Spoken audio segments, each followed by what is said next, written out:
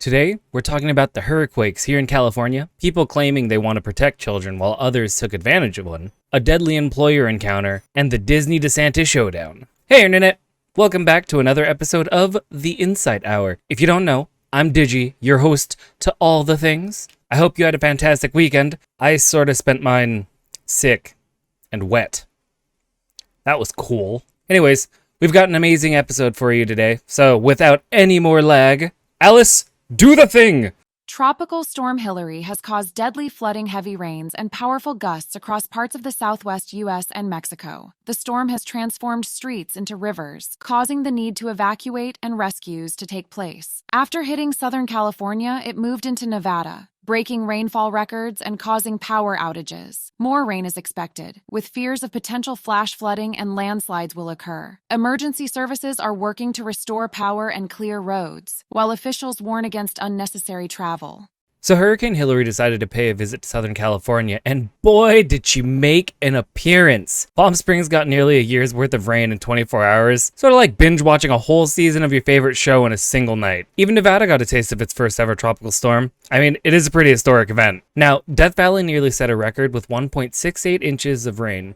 I mean, Death Valley getting rain is sort of like finding a decent cup of coffee at a gas station, both rare and shocking. But really, the storm's some pretty serious business. It's caused power outages, life-threatening floods, mudslides, and even led to some schools closing down. I mean, down in San Diego, they even had to rescue 9 people from the riverbed. Oh, and let's not forget about the magnitude 5.1 earthquake that shook California amid the storm. Because why have one natural disaster when we can have 2, right? Mother Nature's really throwing everything at us, including the kitchen sink. But hey, California was tested, and we came through it. Kind of like surviving a family reunion without any arguments. Now anyways, the storm is moving further into Nevada, and the residents are sheltering in place. It could just be me, but I think this storm is another example of the importance of climate awareness. I don't really know how prepared we were here in California for this kind of weather. It's not really something we're used to. I think the last time we had a hurricane was like 100 years ago or something like that. Hopefully we'll be able to get that wake-up call to take climate change seriously soon, because the work that it's going to take towards a more sustainable future is a massive undertaking. And unfortunately, I just don't think I'm seeing our leadership actually taking things seriously. Oh, side note,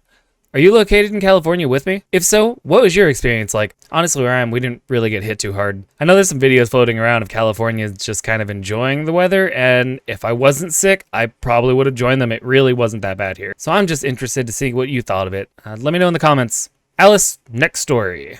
The Federal Kids Online Safety Act, K.O.S.A, is under intense scrutiny as it seeks to hold platforms accountable for harmful content to minors. Introduced in response to whistleblower Frances Haugen's revelations about Facebook's impact on teens, K.O.S.A faced massive opposition from over 90 organizations. Critics were concerned about the vague duty of care provision, fearing it would lead to over-moderation and imprecise filtering of content. Although the bill was amended in May 2023 and July 2023, critics still argue that it's fatally flawed and risks causing more harm than good.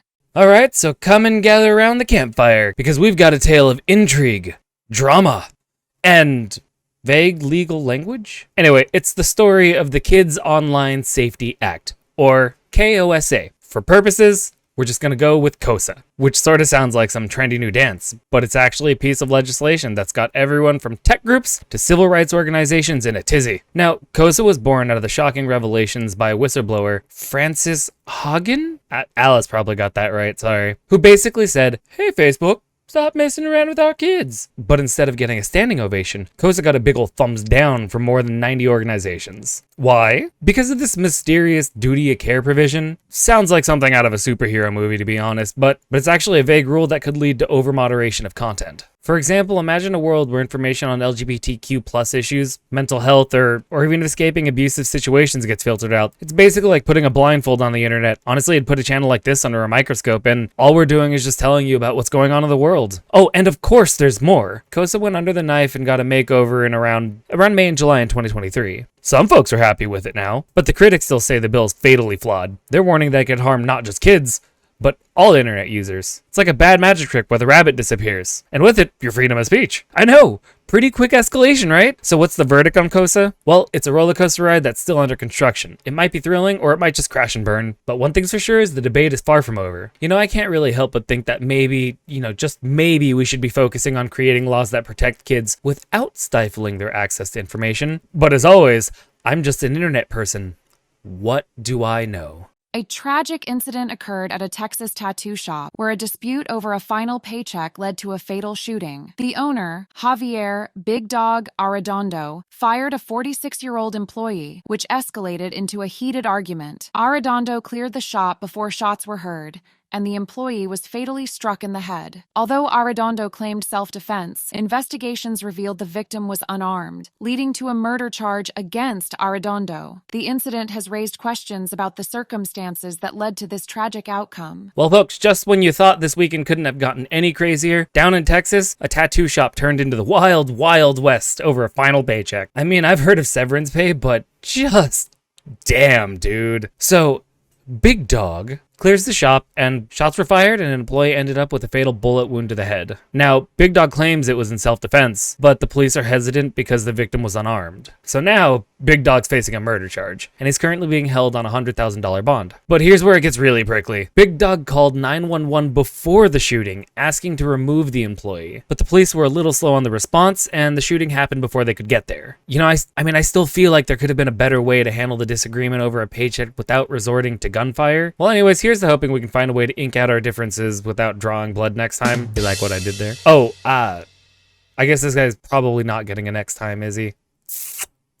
Next story, my bad. A former teacher, Taisha Bolden, 34, from Wisconsin, is facing over 40 years in prison for allegedly engaging in a physical relationship with a 13-year-old student and buying him a gun for his birthday. The relationship was revealed through messages exchanged between the two from May to July this year. Bolden admitted in the messages that she knew the victim was underage and expressed guilt, but continued the relationship. The relationship ended when she refused to buy him another gun, leading the boy to go to the police. Bolden has been charged with second-degree sexual assault of a child and providing dangerous weapons to a person under 18. All right, so buckle up because we're diving into a story that's more tangled than a bowl of spaghetti left in the fridge for a week, and don't you touch that spaghetti, it's mine. A 34-year-old ex-teacher from Wisconsin who found herself in a situation stickier than the pot of honey she made for herself. Now, Bolden didn't just cross the line with her 13-year-old student, she straight up pole vaulted over it. I mean, she started a relationship with the kid, exchanged over 2,200 messages, and even bought him a gun for his birthday. I mean, when I was 14, I was lucky enough to get a new pair of socks, let alone a firearm. What makes this bit even spicier is that the relationship didn't end because of the whole illegal relationship with the minor thing, but because she refused to buy him another gun. Anyways, Bolden's facing over 40 years in prison, and the school CEO is talking about how they expect their staff to represent Jesus Christ. I mean, whatever that's supposed to mean, because let's be real, religious institutions and kids seem to have a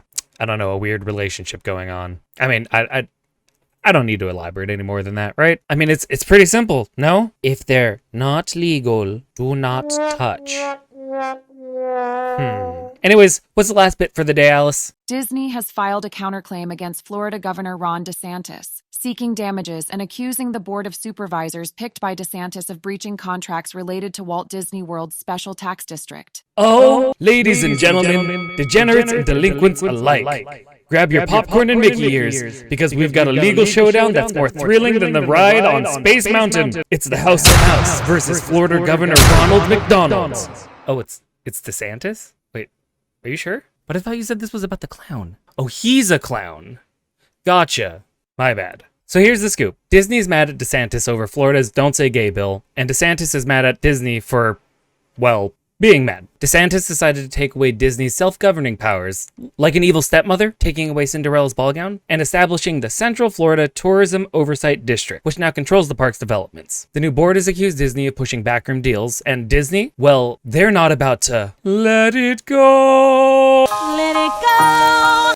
I did that. They filed a counterclaim accusing DeSantis' board of breaching contracts. Now, DeSantis is telling Disney to drop their lawsuit, warning them they're going to lose. But Disney's standing firm, much like Simba on Pride Rock. Anyways, they're seeking damages and a court order to make the district comply with the contracts. This whole feud highlights the importance of standing up for what's right, even when faced with political retaliation. Mind you, we're dealing with one of the largest corporations on the planet, and if there's a lesson to be learned from the recent riots, it's that Hollywood cares a hell of a lot more about their bottom line than it does about the well-being of people, or their employees. Maybe both. So while it's nice that Disney's standing up for the LGBTQ community, let's just be honest and understand that it's more about the money flow than the social movement. Anyways, who will win in this legal battle?